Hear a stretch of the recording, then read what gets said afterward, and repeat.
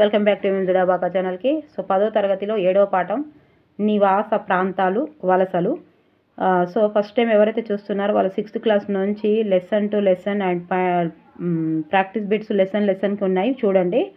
And paper 1 వాళ్ళైనా సరే paper 2 వాళ్ళైనా సరే ప్రతి విషయం 3వ తరగతి నుంచి 10వ తరగతి వరకు చదువుకోవాల్సిందే.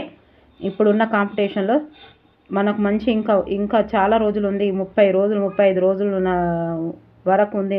ఇంకా ఆ రోజు ఎప్పుడు పడుతుందో ఇంక ఎగ్జామ్, కానీ అప్పటి వరకు 35-40 రోజుల వరకు టైం ఉంది. కాబట్టి థర్డ్ క్లాస్ మార్క్ కాదని అట్లా పేపర్ 1 వాళ్ళు పేపర్ 2 వాళ్ళు వదిలేదు. ఇక 10th క్లాస్ వరకు 8th క్లాసే కదా అని వీళ్ళు వదిలేదు. ఓకే, ప్రతి ఒక్కరు చదవాల్సిందే. 10th క్లాస్ వరకు, third class to 10th class వరకు చదవవలసిందే అందరూ. పేపర్ 1 వాళ్ళైనా సరే పేపర్ 2 వాళ్ళైనా సరే ప్లీజ్ దయచేసి లైక్ చేయండి.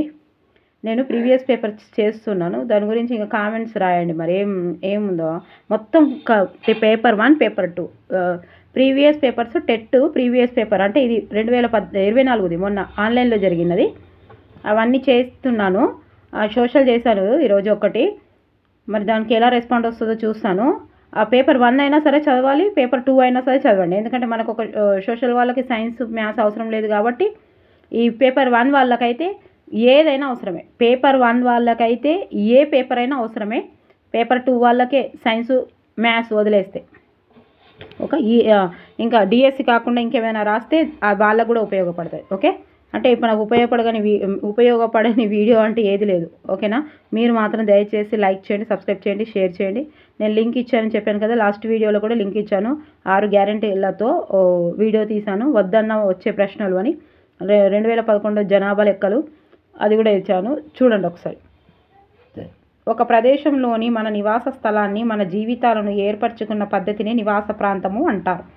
ఇది మనము నివసించే పనిచేసే భౌగోళిక ప్రదేశము. నివాస ప్రాంతంలో విద్య, వైద్య, మతపరమైన, వాణిజ్యపరమైన వంటి విభిన్న కార్యకలాపాలు ఉంటాయి. 25,000 జనాభాకి ఉద్దేశించిన సిమ్లా పట్టణంలో ఇప్పుడు 2 లక్షల మంది ఉంటున్నారు. మంచుకొండ కరగడంతో ఏర్పడు వాగు పక్కన ఉన్న నివాస ప్రాంతం ఏర్పడింది. అదే హిమాలయాలు. లడఖ్లోని నుబ్రాయి లోయలో కలదు. లడఖ్లోని నుబ్రాయి లోయలో కలదు.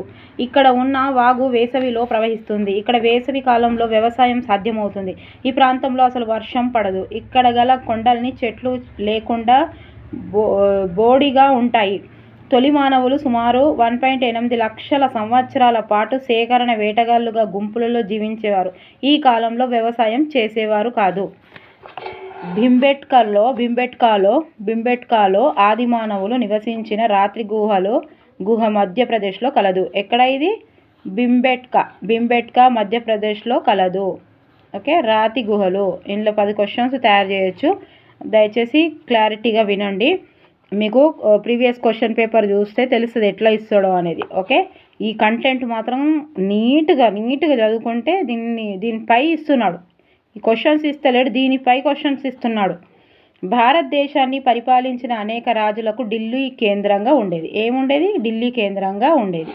భారతదేశానికి స్వాతంత్రం వచ్చినప్పటి నుంచి ఢిల్లీ దేశ రాజధానిగా కొనసాగుతుంది. ఢిల్లీ దేశ రాజధాని కావడం, పార్లమెంటు, కేంద్ర ప్రభుత్వ కార్యాలయాలు ఉండడం వలన అన్ని రాష్ట్రాల ప్రజలు ఇక్కడ నివసిస్తున్నారు. దీని వలన జనాభా 2 రెట్ల కంటే ఎక్కువ పెరిగింది. ప్రతి నగరానికి వివిధ రకాల ప్రాంతాలు రూపొందించడానికి, కేటాయించడానికి సాధారణంగా ఒక మాస్టర్ ప్రణాళిక ఉంటుంది. ఏం ప్రణాళిక ఉంటుంది? మాస్టర్ ప్రణాళిక. ఢిల్లీకి 3 సార్లు మాస్టర్ ప్రణాళికలు చేశాయి. ఎన్నిసార్లు? 3 సార్లు. ప్రదేశం ఒక ప్రాంత లక్షణాలను తెలియజేస్తుంది. మిట్టపల్లాలు, సముద్రానికి ఎంత ఎత్తులో ఉంది, నీటి వనరులు, నేల రకాలు, భద్రత, ప్రకృతి శక్తుల నుంచి రక్షణ మొదలైనవి. ఛత్రపతి శివాజీ మహారాష్ట్రలోని ప్రతాప్గఢ్ వద్ద కోటను కట్టాడు. ఎవరు కట్టారు? ఛత్రపతి కట్టారు. ఎక్కడ కట్టారు? మహారాష్ట్రలో కట్టారు. మహారాష్ట్రలోనైతే ప్రతాప్గఢ్ వద్ద ఏం కట్టాడు? కోటను కట్టాడు. ఇది ఎత్తులో ఉండడం వలన దీనికి సైనిక పరంగా భద్రత ఉంది. పరిస్థితి ఇతర ప్రదేశాలతో ఉన్న సంబంధాలను తెలియజేస్తుంది. విశాఖపట్నం తీర ప్రాంతంలో ఉంది. భారతదేశం లోపల బయట అనేక ప్రదేశాలు కలుపుతుంది. టెక్స్ట్ బుక్స్ కూడా చదవాలండి తప్పకుండా. మీరు స్కూల్లో ఉన్నప్పుడు కానీ, జర్నీలో ఉన్నప్పుడు కానీ, లేకపోతే కిచెన్లో ఏదైనా పని చేస్తున్నప్పుడు కానీ వీడియోస్ పెట్టుకొని వింటే మీకు రివిజన్ అవుతుంది. Without revision we can't do anything అండి. అది ఏది కానే కాదు రివిజన్ లేనిది. 19వ శతాబ్దంలో విశాఖపట్నంపై ఆధిపత్యం కోసం బ్రిటిష్, ఫ్రెంచ్ దేశాలు నావికా యుద్ధానికి దిగాయి. రేవులు నిర్మించే అవకాశం ఉండడం వలన పాలకులు తీర ప్రాంత ప్రదేశాలకు ఎంతో ప్రాముఖ్యతను ఇచ్చారు. 1951 నుండి 1961 మధ్య కాలంలో విశాఖపట్నంలో జనాభా పెరుగుదల అత్యధికంగా కలదు. 1911 నుంచి 1921 మధ్య కాలంలో విశాఖపట్నం జనాభా పెరుగుదల అత్యల్పంగా కలదు. భారతదేశ జనాభా గణన శాఖ కొన్ని ప్రామాణికల ఆధారంగా నివాస ప్రాంతాలను వర్గీకరిస్తుంది. నివాస ప్రాంతాల వర్గీకరణ. మహానగరాలు. ఇవి 10 మిలియన్ జనాభాకి మించి ఉన్న నగరాలు. ఇవి ఇస్తాడు. మహానగరాలు అంటే 10 మిలియన్కి మించి ఉన్న నగరాలు మహానగరాలు. ఉదాహరణ ముంబై మహానగరం ప్రాంతం 1.84 మిలియన్లు. ఢిల్లీ మహానగరం 1.63 మిలియన్లు. ఈయనే ఎక్కువ ఉన్నది, ఇంకా ముంబైలోనే ఎక్కువ ఉన్నది. ఢిల్లీ కంటే ముంబైలో ఎక్కువ ఉన్నది. కోల్కతా నగరం 1.41 మిలియన్స్ మొదలైనవి. ఇవి మహానగరాలు. ఢిల్లీ మహానగరం ఇవన్నీ గుర్తుపెట్టుకోరు. ఓకే, ఫస్ట్ ఏమున్నది, ఇవి అవరోహణ క్రమము, ఆరోహణ క్రమము అంటే ఇగో ముంబై ఫస్ట్, తర్వాత ఢిల్లీ, తర్వాత కోల్కతా. ఓకే, 10 మిలియన్ల జనాభాకి మించి. ఓకే, మెట్రోపాలిటన్ నగరాలు అంటే ఇవి 1 మిలియన్ నుంచి 10 మిలియన్ల మధ్య. 1 నుంచి 10 మిలియన్లు, 10 మిలియన్లు దాటితే ఇది 1 నుంచి 10 మిలియన్ల నుండి మధ్య జనాభా ఉన్న నగరాలను. ఒకటోది ఫస్ట్ ఏంటిది, చెన్నై 8.6 మిలియన్లు. తర్వాత రెండవది హైదరాబాద్. ఫస్ట్ చెన్నై, రెండవది హైదరాబాద్ 7.2 మిలియన్లు. తర్వాత అహ్మదాబాద్, ఇది కూడా మూడో ఉంది. హైదరాబాద్, బాదులు 2 బాదులు, ఒకటి చెన్నై. అహ్మదాబాద్ 6.2. దీనికి అంతే, ఒకటి ఫరక్ ఉన్నది. ఇది 7, ఇది 6, ఇది 8. 6, 7, 8. అవరోహణ అంటే 6, 7, 8 వస్తుంది.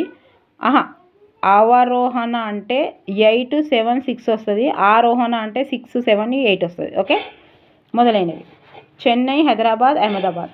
క్లాస్ 1 నగరాలు. ఇవి 1 లక్ష నుంచి 1 మిలియన్ మధ్య. 1 లక్ష నుంచి 1 మిలియన్ మధ్య గల ప్రాంతాలు. సూర్యాపేట్, కరీంనగర్. చూసిరా, సూర్యాపేట్, కరీంనగర్. క్లాస్ 1 నగరాలు. ఇవి 1 లక్ష నుంచి 1 మిలియన్. సూర్యాపేట్, కరీంనగర్. పట్టణాలు 5,000 నుంచి 1 లక్ష మధ్య జనాభా గల ఉన్న పట్టణ ప్రాంతాలు. మేళ్ళచెరువు, మొత్కూరు మొదలైనవి. రెవెన్యూ గ్రామాలు నిర్దిష్ట సరిహద్దులను ఉన్న గ్రామం. ఆవాస ప్రాంతాలు రెవెన్యూ గ్రామం లోపల కొన్ని. హమ్లెట్ ఇళ్ల సముదాయం. రెవెన్యూ గ్రామాలు అంటే నిర్దిష్ట సరిహద్దులు ఉన్న గ్రామం. ఓకే, ఆవాస ప్రాంతాలు రెవెన్యూ గ్రామం లోపల కొన్ని ఇళ్ల సముదాయం. భారతదేశంలో పట్టణీకరణ. భారతదేశంలో 35 కోట్ల మంది ప్రజలు ఉంటే జనాభాలో 1/3 మించి నగరాలు, పట్టణాలలో నివసిస్తున్నారు. ప్రజలు ఎక్కువగా వ్యవసాయేతర పనులు చేపడుతూ నగరాలు, పట్టణాలలో నివాసం ఏర్పరచుకున్నారు. దీనినే పట్టణీకరణం అంటాం. 1950లో దేశంలోని అధిక శాతం జనాభా 5.6 లక్షల గ్రామాలలో నివసిస్తుండేవారు. అప్పుడు 10 లక్షల జనాభా దాటిన నగరాలు 5 ఉండేవి. లక్ష జనాభా దాటిన పట్టణాలు 40 ఉండేవి. 2011 లెక్కల ప్రకారం ఈనాడు గ్రామాల సంఖ్య 6.4 లక్షలకు పెరిగింది. గ్రామీణ జనాభా 85 కోట్లుగా ఉంది. 10 లక్షల జనాభా దాటిన నగరాలు 50కి పైగా ఉన్నాయి. ఢిల్లీ, కోల్కతా, ముంబై వంటి పెద్ద నగరాలలో జనాభా 1 కోటికి దాటింది. ఢిల్లీ, కోల్కతా, ముంబై వంటి పెద్ద నగరాలలో జనాభా 1 కోటికి దాటింది.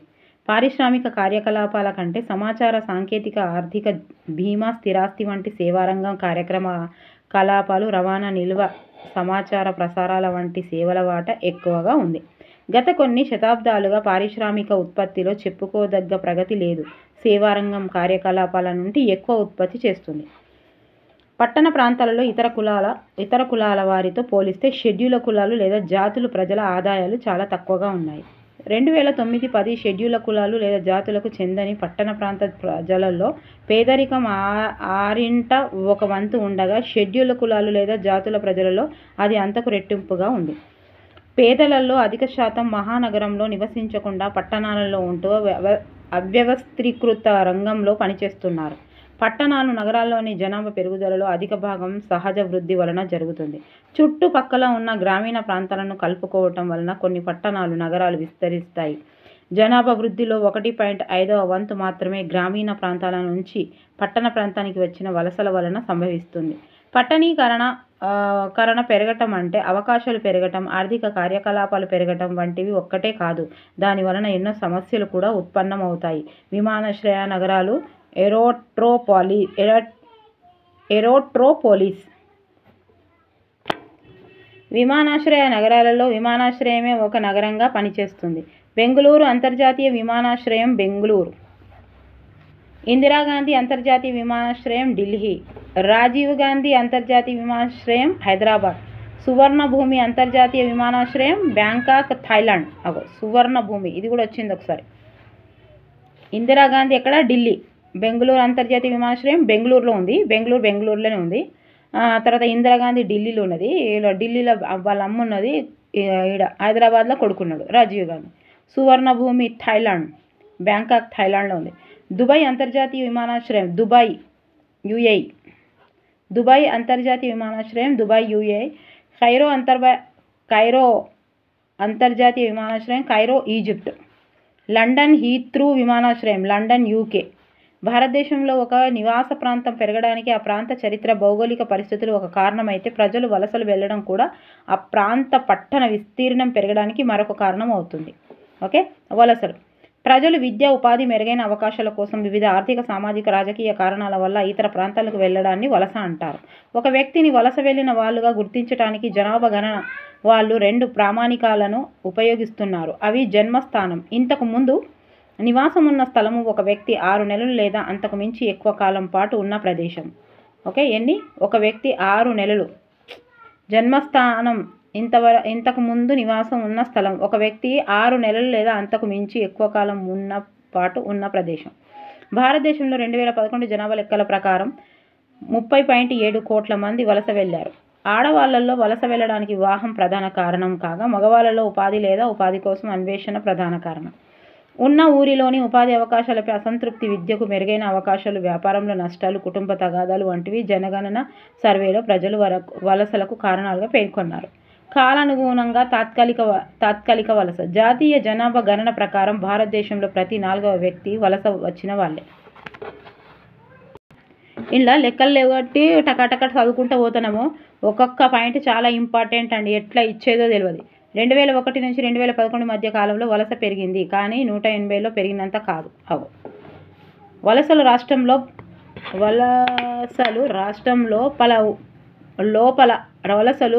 లోపల ఉండవచ్చు, మరొక రాష్ట్రానికి అయి ఉండవచ్చు, గ్రామీణ ప్రాంతం నుండి పట్టణ ప్రాంతానికి ఉండవచ్చు, గ్రామీణ ప్రాంతాల నుండి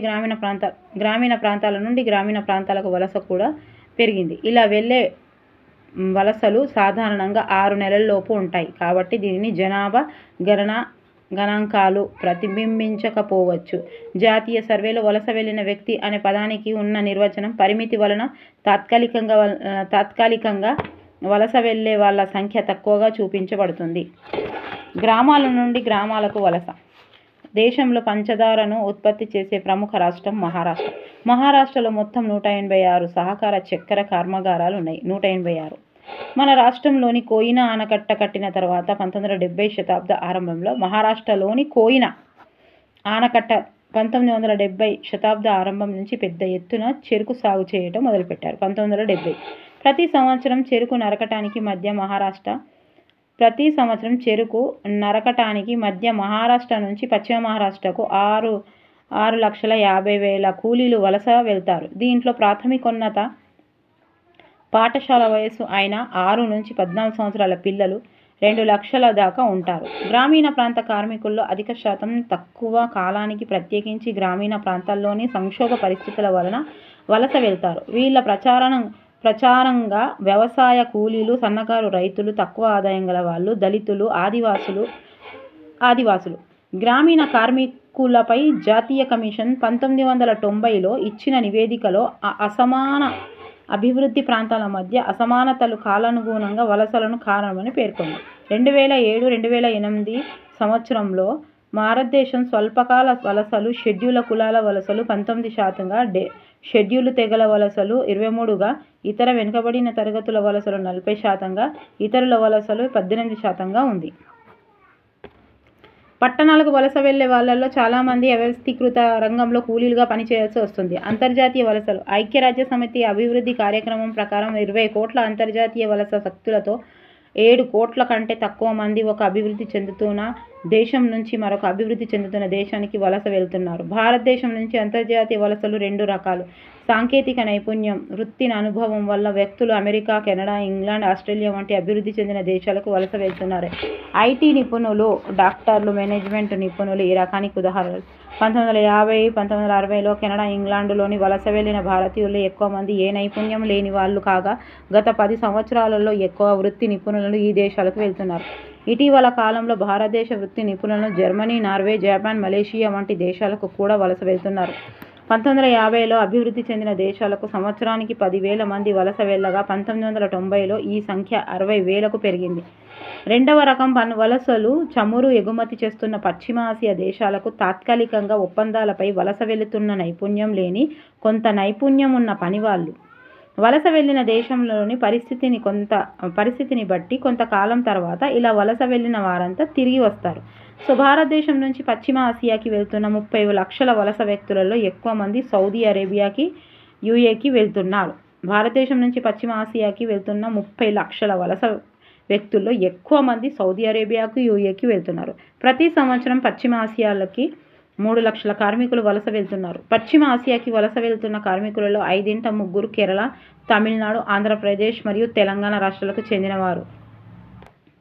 కార్మికులలో అధిక శాతం భవన నిర్మాణం, మరమ్మతుల నిర్వహణ, సేవలు, రవాణా, టెలికమ్యూనికేషన్ రంగాలలో పనిచేస్తున్నారు. వలస వెళ్లిన వాళ్ళ మీద కూడా వలస ప్రభావం చాలా తీవ్రంగా ఉంటుంది. భిన్నమైన వాతావరణంలో ఉండవలసి రావడం, దాని వలన కలిగే ఒత్తిడి, ఆహార మార్పు, సామాజిక వాతావరణం వలన వలస వెళ్లిన వాళ్ళు తీవ్రంగా ప్రభావితులవుతున్నారు.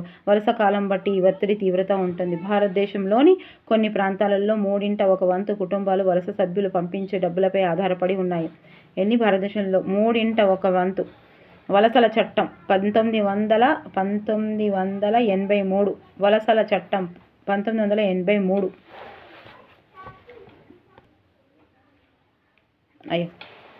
ఇది రికార్డ్ అయిందా లేదా అండి? ఇక రికార్డ్ అయితే మళ్ళీ వినండి, లేదంటే చూడండి. ఇదేమో లాల్ బటన్ ఇక్కడ ఒత్తినట్టు కనిపించింది, మళ్ళీ వస్తలేదు. భారతదేశీయులు విదేశాలకు వలస వెళ్లి పనిచేయడానికి వలస చట్టం 1983 అనే భారతదేశ చట్టం పర్యవేక్షిస్తుంది. పని నిమిత్తం వెళ్లే వాళ్ళు ప్రయోజనాలు కాపాడడానికి వలసల చట్టం కొన్ని షరతులు విధిస్తుంది. వివిధ దేశాలలో భారత ప్రభుత్వం ఏర్పాటు చేసిన దౌత్య కార్యాలయాలు వలసల చట్టంలో పొందుపరిచిన విధంగా చట్టపర విధానాలను పాటించి అంతర్జాతీయ వలస కార్మికుల సంక్షేమాన్ని కాపాడుతూ ఉంటుంది. మెక్సికో సరిహద్దు వెంట, అమెరికాకు ఉత్తర కొరియా సరిహద్దు వెంట, దక్షిణ కొరియాకు బంగ్లాదేశ్ సరిహద్దు వెంట భారతదేశంకు కొన్ని వలసల ప్రభుత్వం తెలియకుండా జరుగుతున్నాయి. ఓకేనా? వింటే మళ్ళొకసారి వినండి, వినకపోతే ఇక్కడ చూడండి. ఇది లెసన్ అయిపోయింది. ఇప్పుడు ప్రాక్టీస్ బిట్స్ చేద్దాం. ప్లీజ్ దయచేసి నచ్చితే మాత్రం లైక్ చేయండి. ఇప్పటికీ ఇక టెట్ చదవాలి. ఒక్కసారి చదవండి ఎట్లయినా, ఓకేనా? చదవాలి తప్పకుండా, చదివితేనే వస్తుంది. ఇక ప్రాక్టీస్ బిట్స్, అవి పాయింట్స్ నచ్చకపోతే ఒకసారి ప్రాక్టీస్ బిట్స్ చేయండి, తొందరగానే అయిపోతుంది. ఇవి కూడా ఎంత ఉన్నాయి? 50-60 వరకు ఉన్నాయి. మానవులు సుమారు లక్షల సంవత్సరాల పాటు వేటగాళ్ళుగా గుంపులో జీవించారు. ఎలా జీవించారు? Answer is 1.8. జనాభా వృద్ధిలో ఎన్నవ వంతు మాత్రమే గ్రామీణ ప్రాంతాల నుండి పట్టణ ప్రాంతానికి వచ్చిన వలసల వలన సంభవించింది. రెండవది సి, 1.5 వంతు, 1/5. 1 లక్ష నుండి 1 మిలియన్ మధ్య జనాభా గల నివాస ప్రాంతాలను ఈ విధంగా పిలుస్తారు. అక్కడ ఏమైనా పాయింట్స్లలో తడబడితే మీకు అర్థం కాకపోతే ఇక్కడ అర్థం కావాలి. బుక్లో అర్థం కానప్పుడు పాయింట్లలో అర్థమవుతుంది, పాయింట్లలో అర్థం కానప్పుడు ఇక్కడ అర్థమవుతుంది. మూడవది ఏ, క్లాస్ 1 నగరాలు ఇట్లా ఇస్తాడు. 1 లక్ష నుండి 1 మిలియన్ మధ్య జనాభా గల ప్రాంతాలను ఇట్లా పాదఫైలంలో ఇచ్చే అవకాశం ఉంది. 4 చేయి. భింబెట్కాలో ఆదిమానవులు నివసించిన రాతి గుహ ఏ రాష్ట్రంలో ఉంది? చెప్పండి. మధ్యప్రదేశ్లో ఉంది. మహానగరాలలో జనాభా, మహానగరం ఏది? డి, 10 మిలియన్ల జనాభాకి మించి మహానగరాలు. ఛత్రపతి శివాజీ మహారాష్ట్రలోని డ్యాష్ వద్ద కోట కట్టాడు. ఏం కోట కట్టాడు? ప్రతాప్గఢ్. 1950 దశకంలో భారతదేశంలో 10 లక్షల జనాభా దాటిన నగరాలు ఎన్ని ఉండేవి? బి 5. ప్రతాప్గఢ్లో డ్యాష్లో ఉన్నది. ప్రతాప్గఢ్ డ్యాష్లో ఉన్నది. డి మహారాష్ట్ర. డ్యాష్వ శతాబ్దంలో విశాఖపట్నంపై ఆధిపత్యం కోసం బ్రిటిష్ తల దేశాలు నావిక యుద్ధానికి దిగాయి. ఎప్పుడు దిగినవి? 19వ శతాబ్దంలో. భారతదేశంలో డ్యాష్ కోట్ల మంది ప్రజలు అంటే జనాభాలో 1/3 నగరాలు పట్టణాలలో నివసిస్తున్నారు. బి 35. 10 లక్షల జనాభా దాటిన నగరాలు ఎన్ని ఉంటాయి? సి 50కి పైగా. ఢిల్లీకి మాస్టర్ ప్రణాళికలు ఎన్నిసార్లు తయారు చేశారు? 3 సార్లు. గుర్తుపెట్టుకోరు. 2011 లెక్కల ప్రకారం గ్రామ సంఖ్య ఈజీగానే ఉంటాయి. ఒక్కసారి 2 సార్లు చదివితే ఈజీగా ఉంటాయి. ఫస్ట్ చదివినప్పుడే అదేమంటారు, first step is very hard step అన్నట్టు. రెండోసారి చదివితే అంత రాదు. ఒక జోకు ఒకసారి ఫస్ట్ సారి విన్నప్పుడే నవ్వొస్తుంది. ఇక ఊకొక్క ఏంటే నవ్వరాదు, ఎందుకంటే తెలిసిపోతుంది అన్నట్టు. అంత మజా రాదు అన్నట్టు. ఇంట్లో కూడా అంతే, ఒక్కసారి చదివితే అబ్బా వస్తుందో రాదో అని భయం. ఇక 2-3 సార్లు చదివితే ఇక అదే వస్తుంది అన్నట్టు ఉంటుంది. అంతేనా? 2011 లెక్కల ప్రకారం గ్రామాల సంఖ్య సి 6.4 లక్షలు. ఇంకా ఇక అయిపోయిన దాని గురించి అస్సలు ఆలోచించదు. అదే చెప్తున్నా కదా, ఇప్పుడు మనము ఏదైనా జోకు విన్నామనుకోండి, ఆ విన్న జోకు ఫస్ట్ సారి ఏమో బాగా నవ్వుతాము, సెకండ్ సారి కొంచెము, ఇక మూడోసారి అసలు నవ్వనే రాదు. అందుకే అయిపోయిన దాని గురించి, ఆ లిస్టులలో వచ్చిన దాని గురించి అది మాత్రం పదే ఆలోచిస్తాం. అయిపోయిన దాని గురించి ఆలోచించుకుంటే అంత తవ్వుతాం.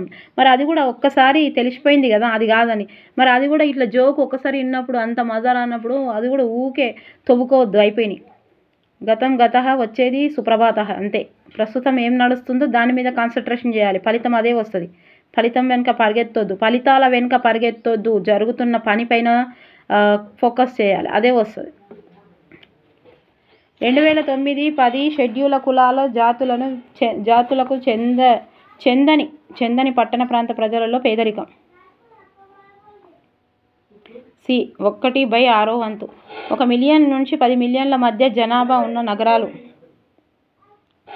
బి మెట్రోపాలిటన్ నగరాలు. 19వ శతాబ్దంలో విశాఖపట్నంపై ఆధిపత్యానికై బ్రిటిష్, ఫ్రెంచ్ దేశాలు యుద్ధానికి దిగాయి. 3. బి నావిక. ఈ క్రింది వానిలో అంతర్జాతీయ విమానాశ్రయం లేని నగరం ఏది? లేని నగరం అన్నాడు. 17. డి అహ్మదాబాద్. బెంగళూరులో ఉంది, ఢిల్లీలో ఉంది, హైదరాబాద్లో ఉంది. ఇప్పుడు విన్నారు కదా, మళ్ళీ చూడలేదు, ఒక్కసారి రాయరాదు. ఇప్పుడే ఢిల్లీలో ఎవరున్నారని చెప్పిన, వాళ్ళ అమ్మ ఉన్నదని చెప్పిన. ఢిల్లీలో వాళ్ళ అమ్మ ఉంది, హైదరాబాద్లో కొడుకున్నాడు, బెంగళూరులో. ఇది రాయరాదు, ఒకటెనుకొకటి గుర్తుంటుంది. సువర్ణభూమి అంతర్జాతీయ విమానాశ్రయం ఎక్కడుంది వీళ్ళు? సువర్ణ బంగారం, థాయిలాండ్. ప్రస్తుతం భారతదేశంలో గ్రామీణ జనాభా సుమారుగా ఇది 2024కు సంబంధించిన బుక్, దానికి సంబంధించిన సిలబస్. కొత్త బుక్స్ అంటే ఎక్కడైనా మార్పులు ఉండొచ్చు. ఆ పాత బుక్స్ ఉంటే ఒక్కసారి ఉందో లేదో పాయింట్స్ చూసుకోండి. సి 85 కోట్లు. భారతదేశానికి పరిపాలించిన అనేక రాజ్యాలకు కేంద్రంగా ఉందని చెప్పవచ్చు. బి ఢిల్లీ.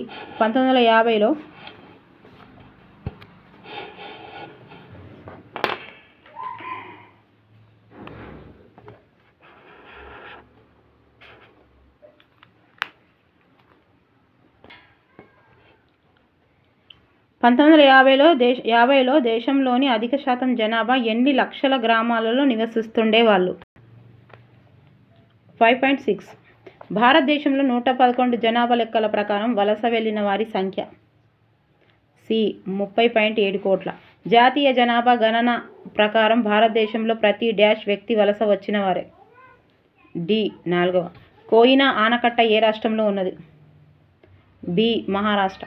1990లలో అభివృద్ధి చెందిన దేశాలకు సంవత్సరానికి సుమారు ఎంతమంది వలస వెళ్ళారు? డి 60,000. భారతదేశంలో 2011 జనాభా లెక్కల ప్రకారం వలస వెళ్ళిన వారి సంఖ్య. బి 30.7 కోట్లు. ఆడవాళ్ళలో వలస వెళ్ళడానికి ముఖ్యమైన కారణం. డి వివాహం. మహారాష్ట్రలో మొత్తం సహకార చక్కెర కర్మాగారాల సంఖ్య ఎంత? డి 186. చెరుకు నరకటం ఒక డాష్ వలస. ఏ కాలానుగుణ. ప్రతి సంవత్సరం చెరుకు నరకటానికి మధ్య మహారాష్ట్ర నుంచి పశ్చిమ మహారాష్ట్రకు ఎంత కూలీలు వలస వెళ్తారు? బి 6,50,000. జాతీయ కమిషన్ 1990లో ఇచ్చిన నివేదికలో గ్రామీణ కార్మికుల కాలానుగుణ వలసలకు ప్రధాన కారణం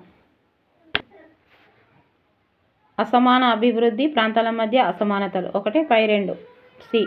భారతదేశం నుంచి అంతర్జాతీయ వలసలు ఎన్ని రకాలు? ఏ 2 రకాలు. ఐక్యరాజ్య సమితి అభివృద్ధి కార్యక్రమం ప్రకారం 20 కోట్ల అంతర్జాతీయ వలస వ్యక్తులలో ఎన్ని కోట్ల కంటే తక్కువ మంది ఉన్న అభివృద్ధి చెందుతున్న దేశం నుంచి మరొక అభివృద్ధి చెందుతున్న దేశానికి వలస వెళ్తున్నారు? సి. 7 కోట్లు. సాంకేతిక నైపుణ్యం, వృత్తి అనుభవం ఉన్న వ్యక్తులు క్రింది ఏ దేశానికి వలస వెళ్తున్నారు? డి. పైవన్నీ. America, Australia, Canada, England. 1950లో అభివృద్ధి చెందిన దేశాలకు సంవత్సరానికి సుమారు ఎంతమంది వలస వెళ్ళారు? బి. 10,000. భారతదేశం నుంచి పశ్చిమ ఆసియానికి వెళ్తున్న 30 లక్షల వలసల వ్యక్తులలో ఎక్కువ మంది ఈ దేశాలకు వెళ్తున్నారు? సి. ఏ మరియు B. Saudi Arabia, United Arab Emirates. 37. డాష్కి వలస వెళుతున్న కార్మికులలో 3 కేరళ, తమిళనాడు, ఆంధ్రప్రదేశ్ రాష్ట్రాలకు చెందినవారు? బి. పశ్చిమాసియా. ప్రతి సంవత్సరం పశ్చిమాసియాకి 3 లక్షల కార్మికులు వలస వెళ్తుండగా వారిలో 3 ఈ రాష్ట్రాలకు చెందినవారు? సి. ఆంధ్రప్రదేశ్, తెలంగాణ. కేరళ మొత్తం ఆదాయంలో ఎన్నవ వంతు పశ్చిమాసియాలో పనిచేస్తున్న వాళ్ళు పంపించే డబ్బు ద్వారా సమకూరుతుందని ఒక అధ్యాయంలో వెల్లడైంది. ఎంతమంది? ఏ 1/5 వంతు. వలసల చట్టం 1983 వీరి ప్రయోజనాలను కాపాడుతుంది? డి. విదేశాలలో పనిచేయు భారతీయులకు. జనాభా వృద్ధిలో 5 మాత్రమే గ్రామీణ ప్రాంతాల నుంచి పట్టణ ప్రాంతానికి వచ్చిన వలసల వల్ల సంభవిస్తుంది? ఏ 1 వంతు. ఒక వ్యక్తికి వలస వెళ్ళిన వాళ్ళగా గుర్తించడానికి జనాభా గణన వాళ్ళు ఉపయోగించే ప్రామాణిక కాలంలో మొదటిది. 42. సి. జన్మస్థలం. వలస కార్మికులు డాష్ రంగంలో ఉన్నారు? ఏ అవ్యవస్థీకృత. గ్రామీణ ప్రాంతాల నుండి గ్రామీణ ప్రాంతాలకు వలస సహజంగా డాష్ కాలంలో ఉంటుంది?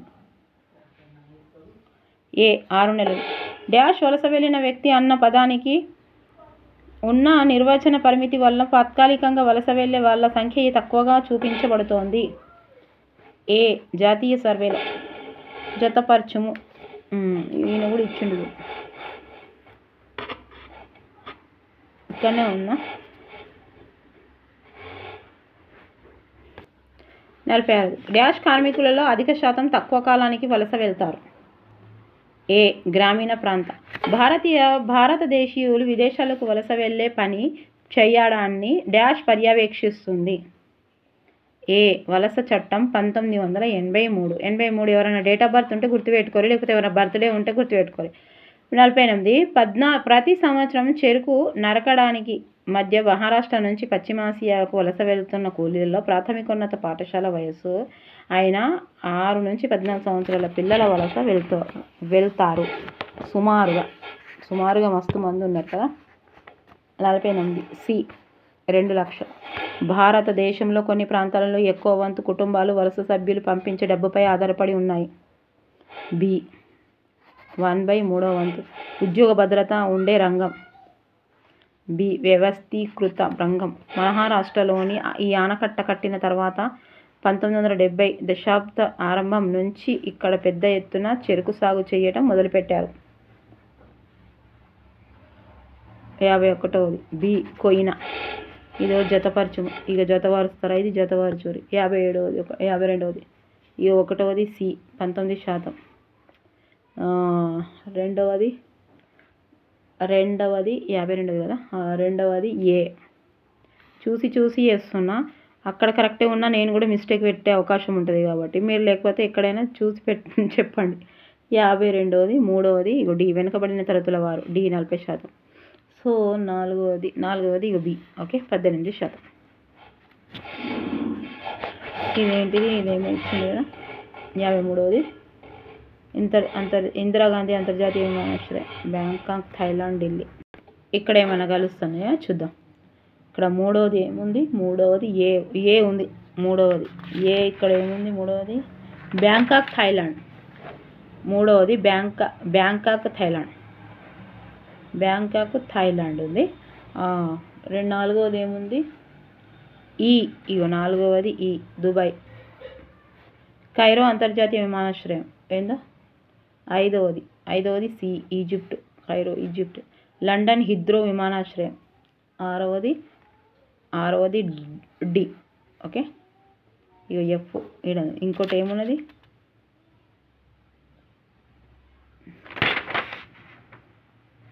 రాజీవ్ గాంధీ అంతర్జాతీయ విమానాశ్రయం, హైదరాబాద్. రాజీవ్ గాంధీ విమానాశ్రయం ఇది హైదరాబాద్లో ఉంది. ఓకే, రాజీవ్ గాంధీ. ఇక ఇంతే, ఇవి అయిపోయినాయి. ఓకేనా? నచ్చితే మాత్రం లైక్ చేయాలి, సబ్స్క్రైబ్ చేయాలి, షేర్ చేయాలి తప్పకుండా. ఓకేనా?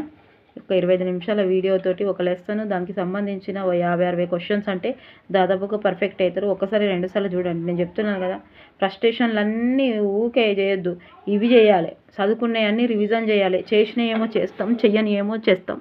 చెయ్యాలనిపించినవి రివిజన్ చెయ్యం. వద్దనే విషయాలన్నీ ఒకసారికి 2 సార్లు. గట్లెప్పేవి, ఆమె తిట్టింది, గట్లెట్లా చెప్పింది అని 10 సార్లు రివిజన్ చేస్తాం. అది సబ్ కాన్షియస్లో కూర్చుంటుంది. అది ఎప్పుడు వాళ్ళని చూడగానే గుర్తుకొస్తుంది. మొత్తం స్క్రీన్ ప్లే, డైరెక్షన్, మాటలు, గీటలు ఇవి కూడా గట్లేగా చేసుకోవాలి. ఇవి రికాల్ చేసుకోవాలి, అవి చేసుకోవద్దు. అవి వాటిని వదిలిపెట్టాలి, వీటిని చేసుకోవాలి. అదే అంటున్నా కదా, ఒకసారి విన్నది ఇది 10 సార్లు ఆలోచించుకుంటే ఇది కూర్చుంటుంది. మనం ఎవరైనా ఏమైనా అంటే, గొడవలు పడితే ఏమైనా అంటే దాన్నే పదే ఆలోచించుకుంటే దాన్ని మంచిగా మైండ్లో మొత్తం డౌన్లోడ్ చేసుకుంటాం ఇక. ఓకేనా? అట్లా అన్నీ వదిలేసి, ఫ్రస్ట్రేషన్ వదిలేసి, ఎందుకంటే ఫ్రస్ట్రేషన్ అవసరమే లేదు. ఎంత చదువుతామో అంత చదవాలి, అంతే. తప్పకుండా చదువుతాము. ఎందుకు చదువుతాం? ఫోకస్ అనేది ఇప్పుడు ఈరోజు చేయాలి. నో భవిష్యత్తు. ఈరోజు ఏం చేస్తున్నావో అదే భవిష్యత్తు. ఇంకేం భవిష్యత్తు? రోజు రేపు అనుకుంటా పోతూనే ఉంటారు. ఓకేనండి. Thank you for watching. Bye, take care. తప్పకుండా లైక్ చేయండి, సబ్స్క్రైబ్ చేయండి ఫస్ట్ టైం రాస్తున్న వాళ్ళు. అయితే ఇవి ప్రీవియస్ పేపర్స్ చేయాలా వద్దా చెప్పండి ఒకసారి.